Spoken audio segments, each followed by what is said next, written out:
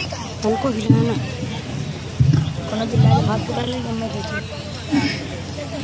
السلام علیکم ورحمۃ اللہ وبرکاتہ. الحمد للہ وکفى وسلام على عباده الذين اصطفى. اما بعد فقد قال الله تبارك وتعالى في القرآن المجيد والفرقان الحميد: أعوذ بالله من الشيطان الرجيم. بسم الله الرحمن الرحيم. إنا نحن نزلنا الذكر وإنا له لحافظون. وقال النبي صلى الله عليه وسلم: خيركم من تعلم القرآن وعلمه، أو كما قال عليه الصلاة والسلام.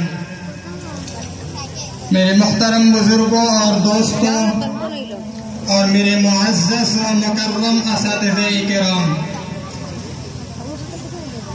آج کے اس جلسہ اصلاحی معاشرہ میں دنیا کی سب سے پاکیزہ اور مقدس کتاب قرآن کریم کی عظمت و فضیلت پر روشنی ڈالنے کی جسارت کر رہا ہوں.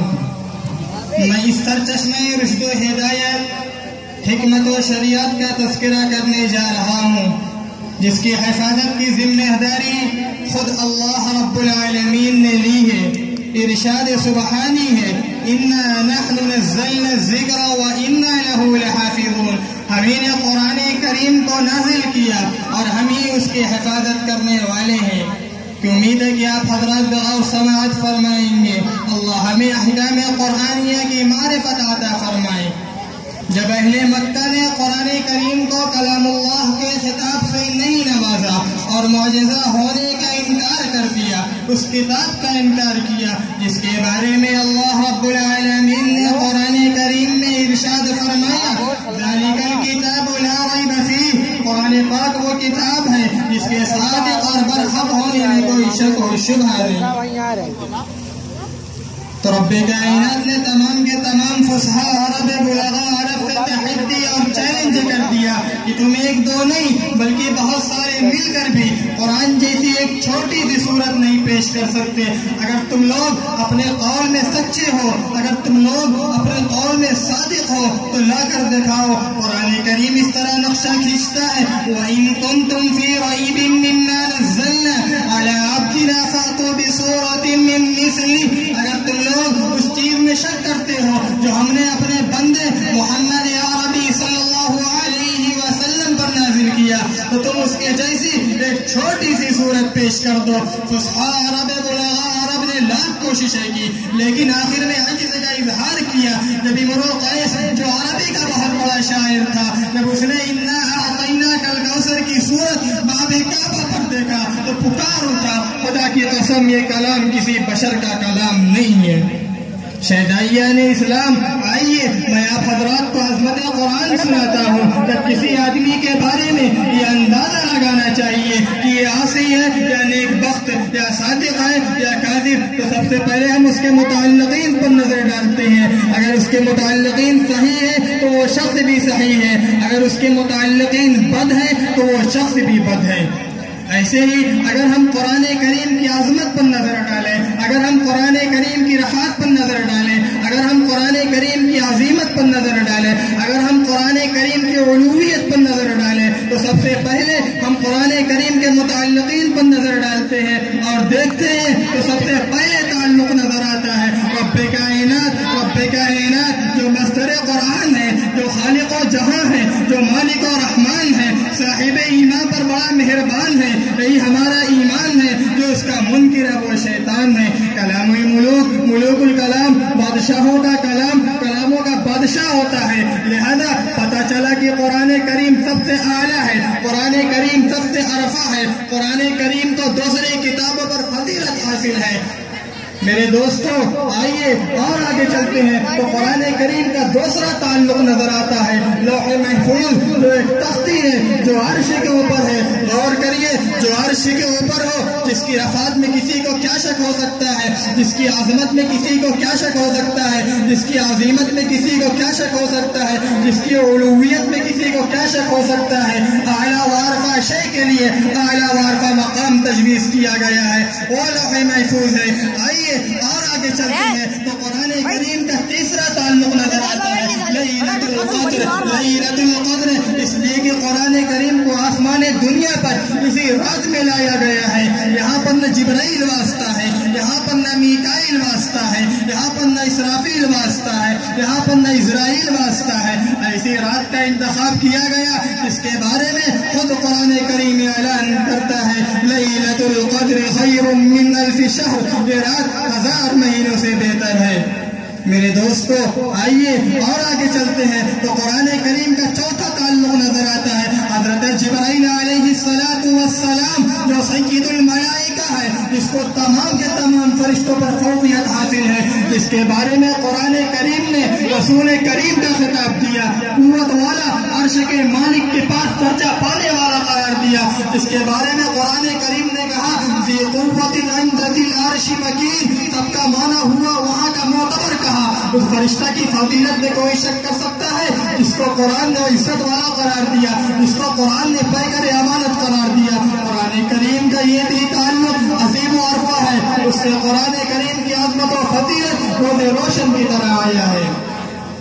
قرآن کریم کا 5واں تعلق مکہ المکرمہ مدینہ المنورہ، یہ زمین کا وہ حصہ ہے جہاں سے زمین کی ابتدا ہوئی. یہ زمین تمام کے تمام زمینوں سے زیادہ فضیلت رکھتی ہے. جس جگہ پر جنگ و جدال کرنا حرام تھا، یہ جگہ دارالامن ہے.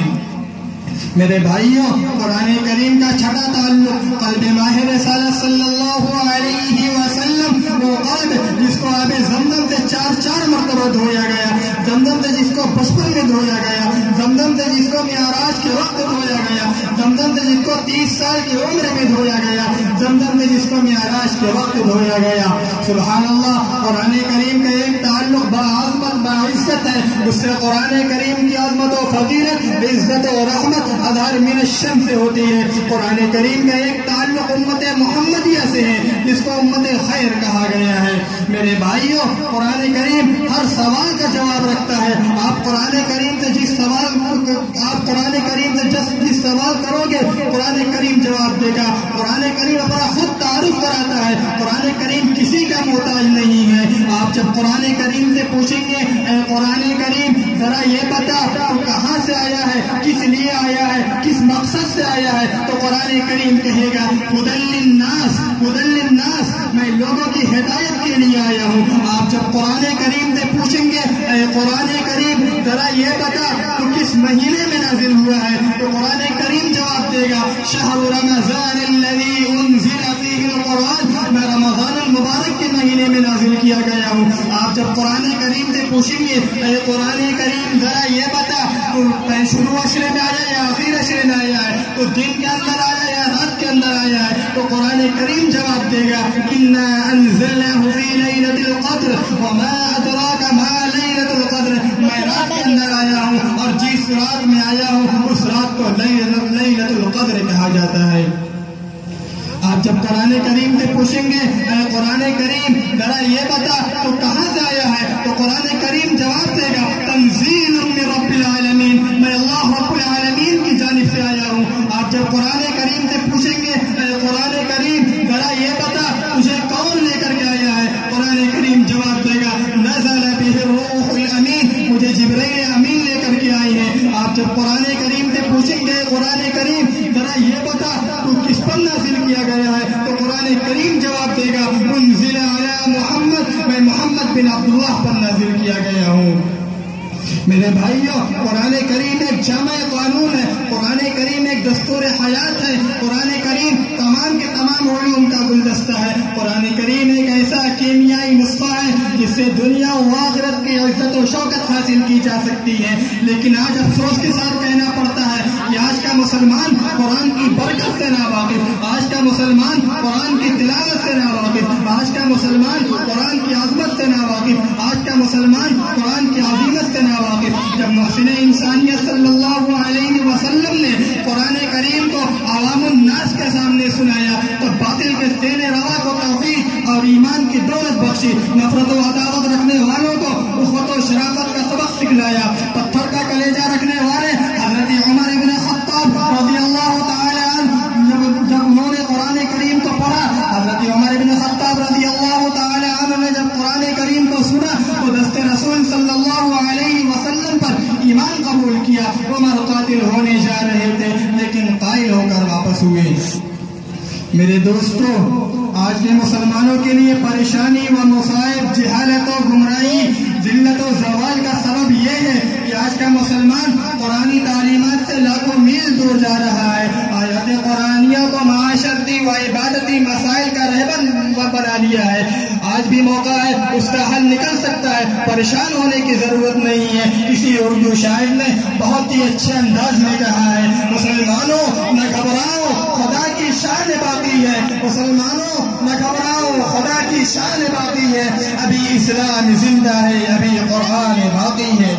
اللہ رب العالمین نے قرآن کریم میں ارشاد فرمایا، قل یا عبادی الذین اسرفوا علی انفسهم لا تقنطوا من رحمت اللہ ان اللہ یغفر الذنوب جميعا انہ هو الغفور الرحیم. اے محسن انسانیت صلی اللہ علیہ وسلم، آپ فرما دیجئے، اے میرے بندو جنہوں نے اپنے نفوس، جنہوں نے اپنے جان